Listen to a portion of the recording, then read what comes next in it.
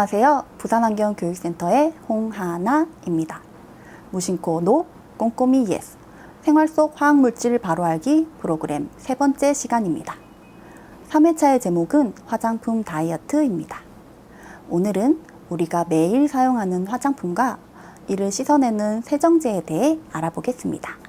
지금 화면 앞에 앉아있는 여러분의 얼굴은 맨 얼굴인가요? 요즘은 남녀노소 구분 없이 화장품 사용이 일반화되고 있습니다. 그렇다면 여러분이 화장품을 사용하는 이유는 무엇인가요?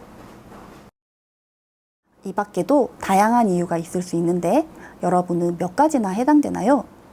2018년 오픈 서베이라는 조사기관이 실시한 국내 거주 20세에서 49세 여성 1,500명의 화장품 구매 이용 형태 조사에 따르면 기초 제품 5개, 베이스 제품 3.2개, 색조 제품 3.6개로 총 평균 사용량이 12개였다고 합니다. 여러분이 사용하고 있는 화장품 개수와 비슷한가요? 이처럼 지금 우리가 사용하는 화장품의 종류가 많고 다양한데 그렇다면 우리나라에서 최초로 사용된 상업용 화장품은 무엇일까요? 바로 박가분입니다. 박가분은 1919년에 등장한 제품입니다. 3mm 두께, 바둑판 모양의 고형 조각으로 요즘의 고체 파우더를 연상할 수 있습니다. 사진에 보이다시피 색깔이 하얘서 백옥 피부를 표현할 수 있고 은은한 향이 났을 뿐만 아니라 예쁜 포장지로 인기를 끌었습니다. 박가분의 사용 효과는 광고 문구를 통해서 알 수 있습니다. 최고한 역사가 있고 누차 상패받은 박가분을 항상 바르시면 탈빛이 고와지고 모든 풍증과 땀띠, 잡티가 사라지고 윤택해집니다. 이런 효과의 비법은 무엇일까요? 이미 알고 있는 분들도 있겠지만 바로 납입니다. 납을 산성액으로 처리하여 밀봉한 뒤 가열하면 하얀 가루가 돋아나는데 이를 납꽃이라 부릅니다.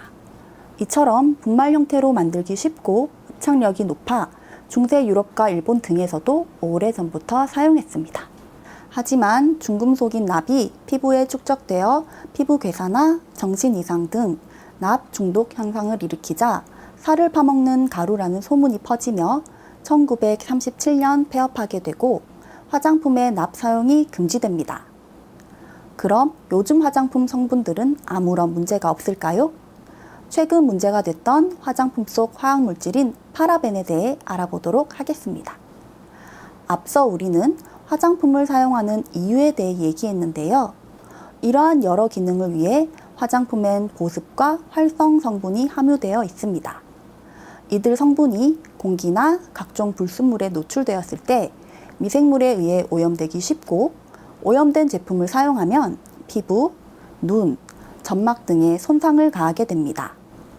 이러한 미생물의 성장을 억제시켜 제품의 보존 기간을 늘려주는 방부제 역할을 하는 것이 파라벤입니다.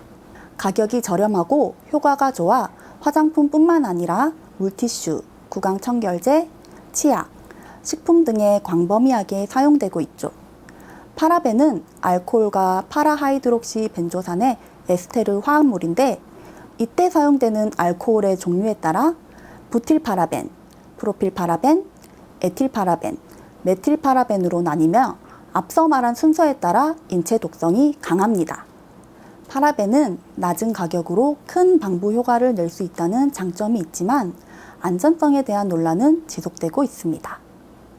연구 보고에 따르면 파라벤이 체내에 들어왔을 때 여성의 경우 여성 호르몬인 에스트로겐과 유사하게 작용해 호르몬 교란과 암을 일으킬 수 있고 남성의 경우 정자수 감소 등 남성의 미성숙을 유발할 수 있다고 합니다. 파라벤의 최대 배합 한도가 0.2에서 0.4% 정도로 규제되고 있다고 하더라도 매일 꾸준히 사용하는 화장품의 양이 평균 12개인데다 화장품 말고도 다양한 제품에 들어가니 문제가 되겠죠? 논란은 여전하지만 유력한 증거들이 발견되는 만큼 지속적인 노출을 생각해 본다면 전체적인 사용량을 줄이는 화장품 다이어트가 필요하다고 생각합니다. 여성 기준이긴 하지만 하루 약 7개의 베이스와 색조 화장을 했으면 잠들기 전에 깨끗이 씻어야겠죠? 여러분은 얼마나 자주 몇 개의 제품을 사용해서 씻고 계신가요? 사람마다 차이는 있겠지만 우리는 머리 감기, 세수하기, 샤워하기, 손 씻기 등 부위별로 씻는 횟수도 다르고 그만큼 많은 세정제를 쓰고 있습니다. 이들 세정제의 공통점은 무엇일까요? 바로 풍성한 거품입니다. 많은 분들이 거품이 많이 나는 제품을 선호하실 텐데요. 이 거품의 주인공이 계면 활성제입니다. 설명에 앞서 돌발 퀴즈 나갑니다. 다음 중 계면 활성제가 들어가 있지 않은 것은 무엇일까요? 네, 답은 없음입니다. 여기서 크림은 거품이 없다고 의문을 가지실 수 있는데 이유를 알아볼까요? 계면 활성제는 물과 기름처럼 섞이지 않는 것을 섞일 수 있게 만드는 역할을 합니다. 우리가 사용하는 제품에서의 기능은 유화제와 세정제 두 가지가 있습니다.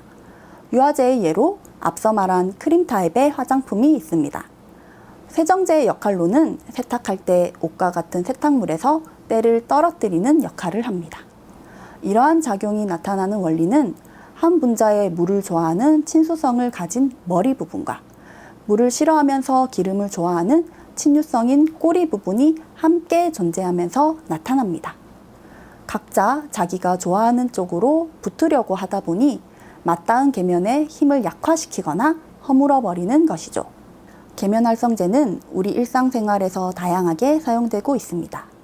대부분 합성 계면 활성제가 사용되는데 대표적인 예로는 석유에서 추출한 설페이트 계열의 계면 활성제가 있습니다. 합성 계면 활성제의 특징은 첫째, 거품이 많이 난다. 둘째, 가격이 저렴하다. 셋째, 세정력이 높다입니다.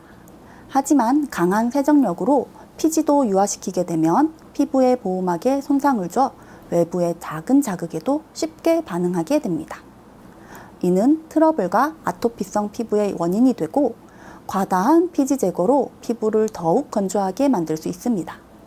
이렇게 피부를 과하게 자극하지 않는 천연 유래 계면 활성제로는 코코넛 오일에서 추출한 코코베타인과 사과 추출물을 아미노산과 반응시켜 만든 애플워시 등이 있습니다. 합성 계면 활성제가 인체에 해로운가에 대해서는 사용량 문제와 일부 동물 실험으로 얻은 결과라는 점에서 확실히 단정 지을 수는 없습니다. 그러나 사용한 지 100년도 되지 않았는데 지속적으로 독성과 발암성 논란에 휩싸이고 피부 자극에 관한 보고가 있다면 불안 요소가 충분하다고 할 수 있습니다. 안전하다고 주장하는 쪽에서는 아주 적은 양을 사용하므로 독성 영향이 없고 체외로 배출되어 문제가 없다고 합니다. 하지만 결론적으로 보면 여러 가지 피부염과 알레르기를 유발하는 것이 나타났고 다양한 제품을 지속적으로 자주 사용하기 때문에 체내 촉정 문제도 간과할 수가 없습니다. 따라서 안전성이 확인된 성분이 들어있는 제품을 선택하는 것이 현명하겠습니다. 오늘은 파라벤과 계면 활성제에 대해 알아보았습니다. 총 3회에 걸쳐 주로 다룬 내용이 합성 화학 물질에 대한 것인데 한 가지 궁금한 점이 생깁니다. 그렇다면 천연 성분은 안전한가? 우선 천연 오일이나 천연향 등 천연 물질에서도 여성 호르몬과 유사한 효과가 확인되는 경우가 있으므로 명유아나 임산부의 경우 사용에 유의가 필요합니다. 그리고 화학물질에 비해 세정력이나 보존력이 약해 청결 유지나 세균 증식 위험, 알레르기를 유발할 가능성이 존재합니다. 둘 다 문제가 있을 수 있다면 무엇을 사용하라는 건지 의문을 가지실 수 있습니다. 하지만 우리의 수업 전체 주제가 무심코 NO, 꼼꼼히 YES이듯이 화학 제품과 천연 제품을 이분법적으로 나누어 어느 한쪽에 옳고 그름을 말하려는 것이 아닙니다. 화학 성분이 들어간다면 그 역할은 무엇인지, 우리 몸에 해를 끼치진 않는지, 제품 사용 후 내 몸에 문제가 생겼다면 어떤 것이 문제일지를 한번 생각해보고 생활에 변화를 주는 계기가 됐으면 합니다. 이상으로 화장품 다이어트 강의를 마치겠습니다. 감사합니다.